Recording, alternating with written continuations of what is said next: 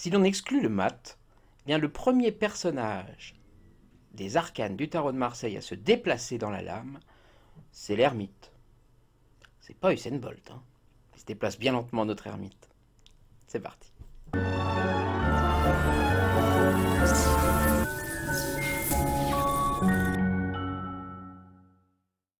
Bienvenue sur la chaîne Alain Telly, le mat au soleil. Bonjour à toutes, bonjour à tous, j'espère que vous êtes en pleine forme. Aujourd'hui, nous parlons de l'arcane 9, l'arcane de l'ermite. Alors l'ermite, quand on le regarde comme ça, l'ermite, on voit que c'est un chiffre 9. À quoi correspond ce chiffre 9? Eh bien, je vous l'avais montré justement dans ce petit montage que j'avais fait, où vous voyez effectivement qu'on peut diviser le tarot en deux colonnes, comme ça, réceptif, passif, vous voyez, réceptif à gauche, passif à droite. On trouve bien également sur chaque lame la partie réceptive plus sur la gauche de la lame et la partie active plus sur la droite, la partie terrestre en bas, la partie céleste en haut. Vous voyez vraiment en bas le battleur, on part à gauche la papesse, puis l'impératrice qui repasse en actif, puis le pape, l'empereur pardon en passif, puis le pape en actif, puis l'amoureux en passif, puis le chariot évidemment, et puis le 8 en réceptif avec la justice, et puis là on est bien en chiffre 9 avec un personnage actif. Alors ça peut paraître surprenant effectivement que l'ermite soit un personnage actif, mais pourtant il l'est. C'est le premier personnage qui marche hein, depuis l'arcane 1. Ce sont que des personnages soit immobiles, soit assis que nous avons vus jusqu'à présent, soit debout. Mais pas en action, pas en marche directement. En action, oui, hein, il y a des personnages qui bougent. Le pape, il est en train de faire une cérémonie, il est en action, évidemment. Mais là, on voit vraiment un personnage qui marche. Alors certes, il marche tout doucement, mais il marche. Donc il est en action. Alors effectivement, c'est une action lente, hein, c'est une action d'introspection, de circonspection, c'est-à-dire d'attente, de retenue prudente, si vous voulez. Mais c'est quand même une marche. C'est quand même quelqu'un euh, qui est en action. Alors on le voit ici avec qui a besoin de son bâton pour s'aider à marcher. Mais je vous parlais sur la précédente vidéo, celle de la justice, en fait, que dans le septénaire central, hein, pour voir après ce que sont les septénaires, allez voir les vidéos précédentes, je ne peux pas les réexpliquer systématiquement à chaque fois à partir de maintenant.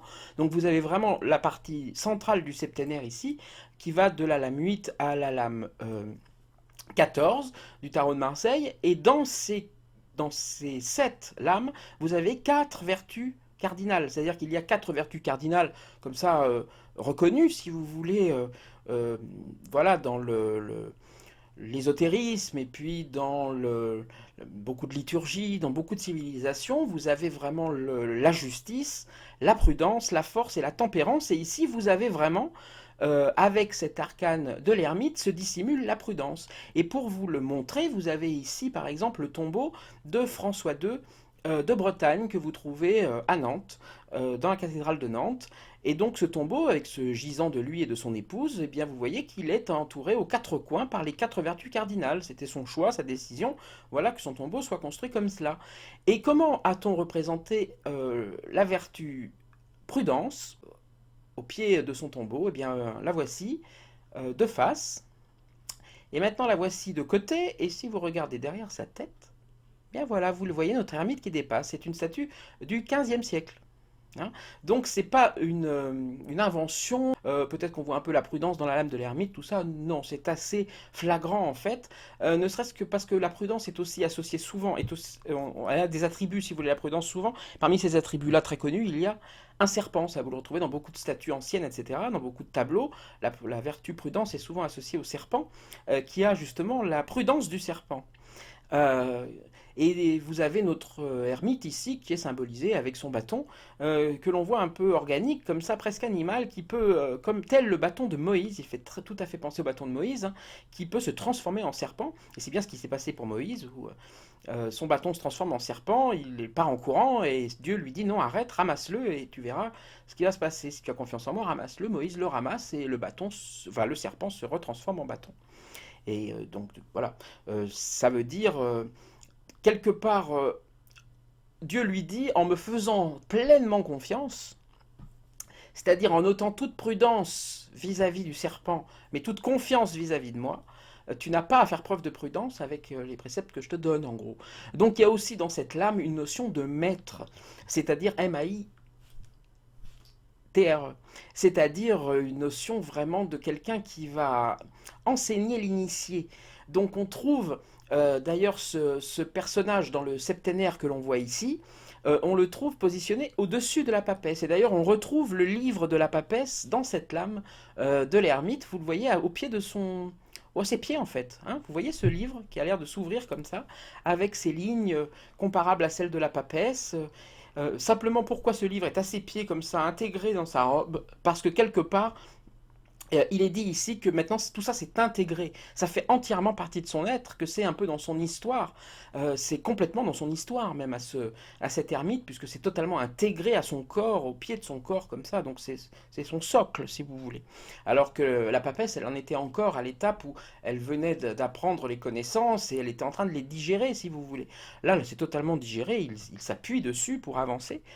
On voit d'ailleurs qu'il s'avance sur un sol labouré. Hein. Vous voyez que sur la gauche, cette petite partie jaune ici, peut-être pas jaune sur le tarot que vous avez vous, mais enfin, qui est tout à fait comparable au niveau de l'horizontalité des traits, est un sol labouré, ce qui veut bien dire que on a fait des efforts déjà pour en arriver là. On est sur un sol qui a été travaillé. C'est pas un sol brut, hein, comme celui du chariot par exemple. Où vous voyez vraiment cette sorte de boue qui était au pied du chariot, là non, on voit que c'est un sol qui est travaillé, qui est labouré, qui est parallèle comme ça, avec des sillons. Donc ça prouve bien que ce personnage d'ermite, il est quand même dans un domaine connu. Donc cet ermite, on voit qu'il est en mouvement, qui est en train de... Alors, ou d'avancer, ou de reculer. Peut-être est-il en train de d'aller en marche arrière, de regarder, vous savez, comme quand on ouvre le chemin. Venez, venez. Et on tire sa lanterne comme ça pour montrer où est la porte, où est le chemin, si vous voulez. Ou alors il est en train d'avancer vers le passé dans un acte d'introspection, mais ça veut dire vraiment d'analyse, de recherche. Avec sa lanterne, on voit qu'il éclaire la justice, qui est la lame d'avant, donc c'est aussi le gardien de la justice, évidemment. Dans un tirage en divination, il sera souvent celui qui éclaire la situation qui va se trouver ici. Donc très souvent, il ne faut pas, ça soit systématique, absolument pas, hein, mais il faut, de temps en temps, ça sera évident. Vous aurez ici lui qui viendra vous éclairer, ou de ses conseils, ou de son histoire, ou de ce qu'il vous a dit, pourtant il vous avait prévenu, etc., où il va protéger une situation, et il va souvent éclairer la situation qu'il précède comme ça. Et ça, on va le voir beaucoup en divination avec ce personnage-là. Autrement, voilà, on voit que c'est un personnage qui lève sa lanterne au niveau de ses yeux, euh, comme on fait comme ça pour essayer de voir loin, mais en même temps on peut s'éblouir, mais on voit que sa lanterne elle est quand même puissante, hein. Ça se montre par elle est ciblée quoi, c'est-à-dire qu'elle fait des faisceaux ciblés, on voit ça par rapport à son architecture qui est toujours carrée comme ça avec des stries, etc. C'est pas une vieille lanterne pourrie, c'est vraiment un objet magique sa lanterne à cet ermite. Euh, donc il peut symboliser, si vous voulez, dans le tarot de Marseille, on a tous les personnages de 1 jusqu'à 7 qui sont dans la partie basse du septénaire, là, dans le septénaire du bas en fait plutôt, qui symbolise vraiment tout ce qui est matériel. Et puis on passe à la justice qui a son gardien ici.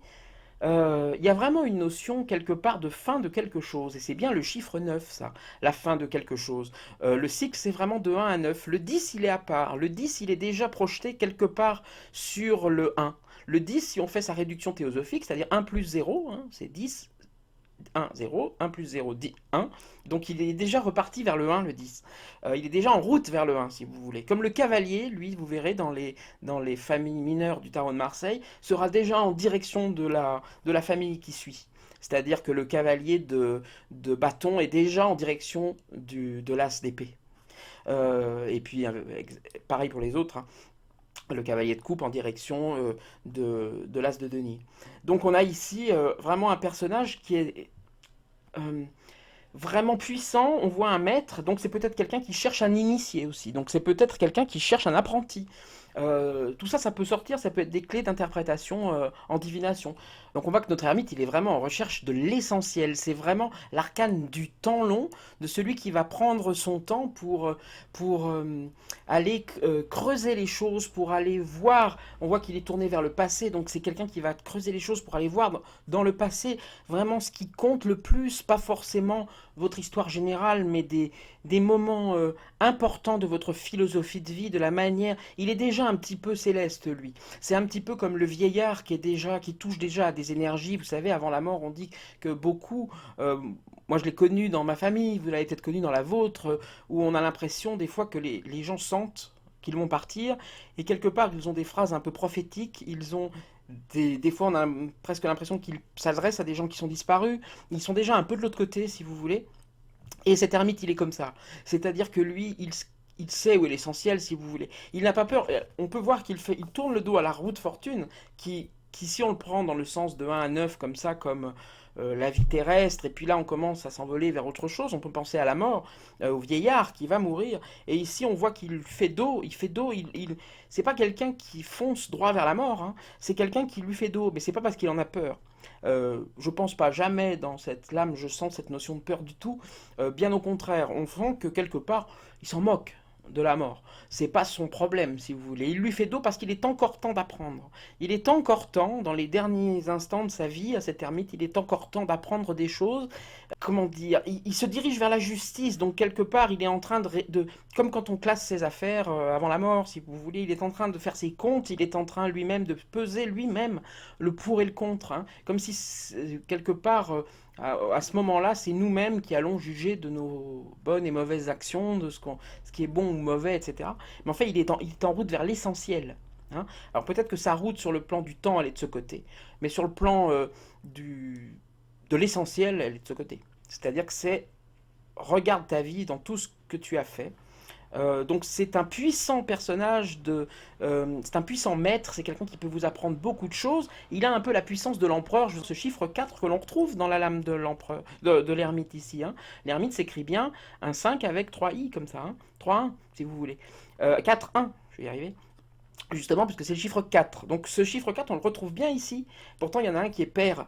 Et lui, il est bien impair. Et ce chiffre 4, écrit comme ça, hein, je vous rappelle que dans le tarot de Marseille, il n'y a pas de... On n'écrit pas X, IX pour écrire 9, on écrit bien 5, 1, 1, 1, 1. Parce qu'on ne recule jamais dans le tarot de Marseille, hein. C'est toujours 5, plus 1, plus 1, plus 1, plus 1. 10, après ça sera plus 1, plus 1, plus 1, plus 1. 14 s'écrira X, 1, 1, 1, 1. 1, 1, 1, 1. Je l'ai déjà fait, je crois. Et donc voilà. Et on retrouve bien ce chiffre 4 ici, donc cette stabilité, mais là dans un nombre impair, donc en mouvement, et ça correspond tout à fait à l'ermite. Ermite qu'on trouve ici avec un H, hein, alors qu'ermite s'écrit sans H, mais en vieux français, ermite s'écrivait avec un H. Alors certains voient dans cette façon de l'écrire avec un H, un signe que ce H, ça serait le H d'Hermès Trismégiste, etc. Pourquoi pas, mais c'est peut-être plus simplement que autrefois, à l'époque où ces tarots étaient faits, bah, ça s'écrivait avec un H. Ça me paraît plus simple, ça, je l'ai vraiment vérifié, en vieux français, ça pouvait tout à fait s'écrire avec un H. D'ailleurs, l'anglais l'a repris avec un H. Hermite en anglais s'écrit bien H-E-R-M-I-T. Donc le vieil anglais, de l'époque où les mots français ont vraiment irradié dans la langue anglaise avec les Normands qui ont envahi toute l'Angleterre, ben, eux, ils ont gardé les vieux mots français, donc ermite avec un H. Ça me paraît une explication plus simple que d'aller chercher trop d'ésotérisme, mais pourquoi pas, hein. Après, il n'y a pas de limite à l'imagination et à ce qu'on peut essayer de voir dans une lame. Donc voilà, notre ermite, euh, c'est un peu l'allié de la providence, hein, c'est l'allié du destin. Il a conscience que sur le plan terrestre, purement matériel, peut-être il est à la fin de sa vie, mais en tout cas il ne se sent pas lui à la fin de son chemin, hein. C'est une certitude quand on ressent sa force. Donc voilà, c'est quelqu'un qui cherche à initier les autres, qui peut être de très bons conseils, qui vont être des conseils très sages et pas stupides et peut-être clairs, quoi, hein. C'est pas quelqu'un qui peut vous donner que des conseils de reste toi-même, sois tranquille. Il peut vous donner aussi des choses. Prends des risques, quoi, hein. On n'a qu'une vie, tu vois. C'est quelqu'un qui peut aussi être puissant dans ses conseils, même s'il les dit avec une voix de vie, hein. Mais c'est quelqu'un qui a des conseils très judicieux à écouter. Il a vraiment cette stabilité de l'empereur dont je parlais tout à l'heure, à part que lui, c'est vraiment la stabilité du mental. C'est vraiment, il est passé dans la partie céleste, hein. Il est vraiment en arcane 9, donc c'est un personnage sa stabilité matérielle ne l'intéresse plus. Et oui, il a certainement de l'arthrose partout, il a besoin de sa canne. On voit qu'il est extrêmement couvert de vêtements. Donc ça montre aussi toutes les peaux qu'il a eues, hein. C'est des personnages comme ça, très couverts de vêtements, un peu que la papesse aussi est un peu couverte comme ça, qui est l'arcane 2. Ce qui n'est pas surprenant que la papesse soit aussi couverte comme ça. On voit vraiment que c'est un personnage qui a des pelures comme ça, qui peut enlever. Il a plein de vie, il a plein de peau. Ça veut dire qu'il a connu beaucoup de choses. Voilà. Il a sa capuche enlevée aussi, ça veut dire qu'il n'a plus peur des éléments, si vous voulez. C'est quelqu'un qui laisse... euh, il est couvert, si vous voulez, en plus de bleu, donc de très grande intelligence, d'un mental très puissant. d'une vraie stabilité de mental, hein. Ce serait le carré de la partie mentale, si vous voulez, autant que l'empereur était le carré de la partie matérielle. Donc voilà, personnage très puissant, euh, important, mais on voit justement que ses épaules larges, son dos lourd comme ça peut aussi parler d'un fardeau que l'on porte en divination. On peut aussi voir dans cette lame un fardeau que l'on porte. C'est quand je vous dis qu'elle est très puissante, ça veut pas dire qu'elle est toujours positive, hein, bien évidemment. Ça peut être une lame qui peut tout à fait dans des tirages parler de pauvreté, qui parle rarement d'immobilisme, hein. Souvent on voit le côté, c'est une personne qui s'isole. Alors, oui, ça peut parler de quelqu'un de solitaire, évidemment c'est un ermite. Mais c'est pas ce qui revient le plus souvent, en tout cas moi en divination, c'est surtout le côté, euh, comment dire, qui va pinailler, qui va pointer les choses où personne ne les voit, quoi. C'est-à-dire, c'est pas quelqu'un qui va faire trop d'efforts de protocole pour essayer de se faire accepter par le groupe. Ça veut pas dire que c'est un solitaire forcément, mais en tout cas, c'est quelqu'un qui des fois va regarder un peu trop dans les détails. Voilà. Mais autrement, c'est une lame qui peut parler de silence aussi, du silence, hein. On sait que le profane, il est obligé de faire silence pour passer le seuil du temple, pour pouvoir peut-être plus tard accéder à l'initiation. Faire silence, c'est quelque chose d'important. Euh, mais on voit que faire silence, ça peut dire aussi taire un secret, euh, voilà, dissimuler quelque chose, dissimuler un gros secret. Donc c'est pas forcément que du positif. Dans cette lame parfois, alors ça c'est avec sa lanterne, il m'est arrivé moi d'y voir de l'alcoolisme, hein, c'est-à-dire quelqu'un qui a la bouteille près du visage, qui traîne sa bouteille si vous voulez, mais qui le fait un peu secrètement, quelqu'un qui boit un peu euh, un alcool triste, hein, pas un alcool festif. Ça m'est sorti dans certains tirages. Donc cette lanterne, elle montre aussi que c'est quelqu'un qui recherche obstinément la vérité.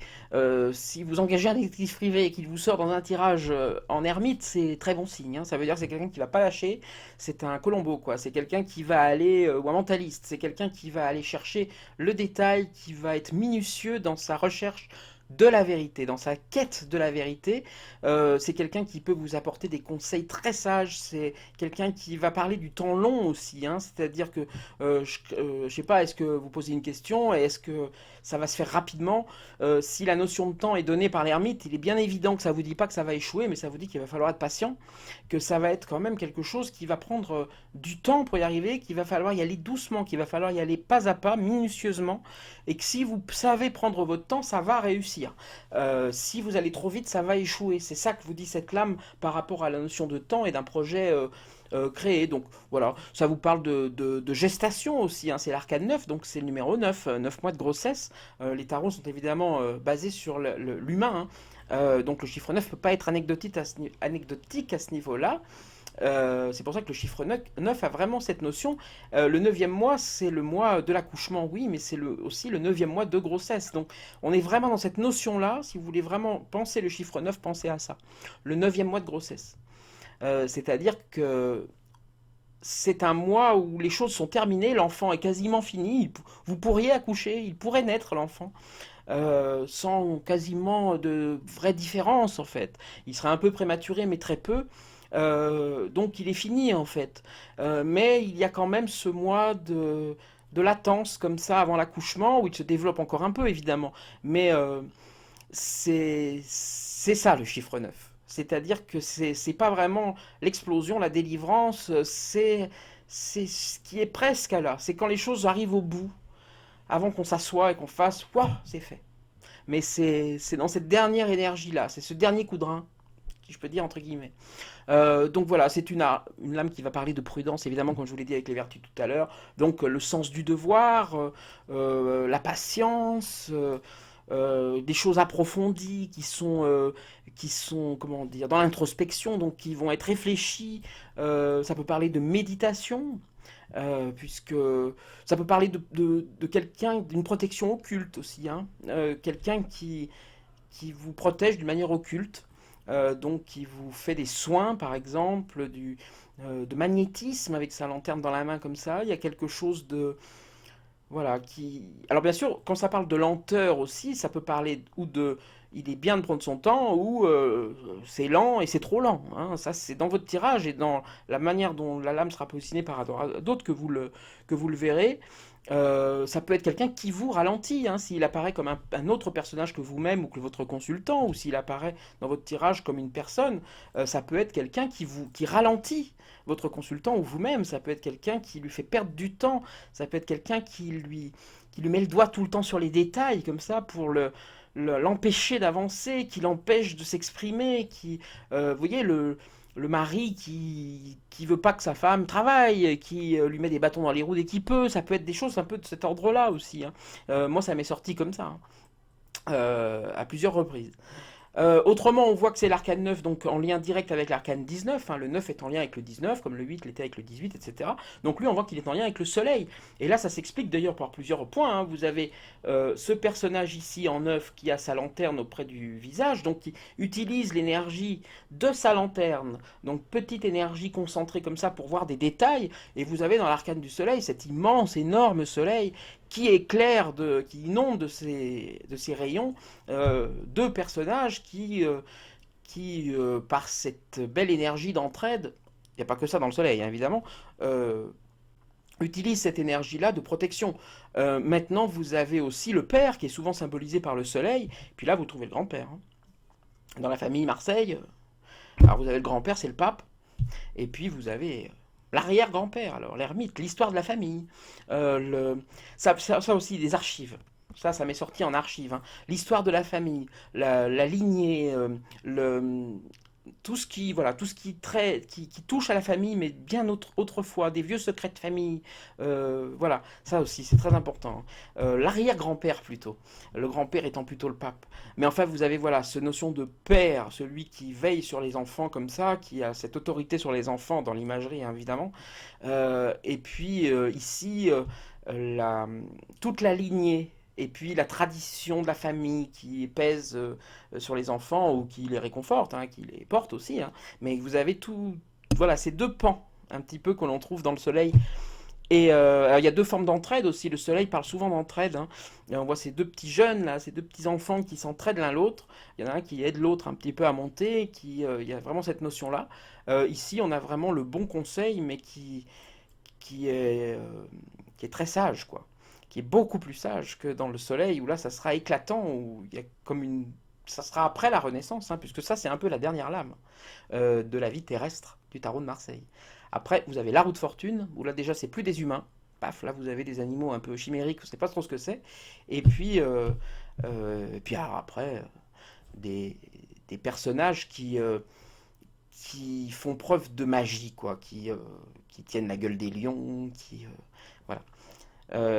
Tempérance qui est un ange, enfin vous voyez tous ces personnages, l'arcane sans nom qui va arriver bientôt, le pendu qui regarde le monde à l'envers, donc là on rentre dans des choses plus au-delà que jusqu'à l'ermite qui est la dernière lame du monde un peu vivant quelque part, même si on peut se dire que ça arrête au chariot avec le monde terrestre, mais il y a une vraie transition avec la justice et puis son vieil ami l'ermite qui éclaire ses décisions avec sa lanterne.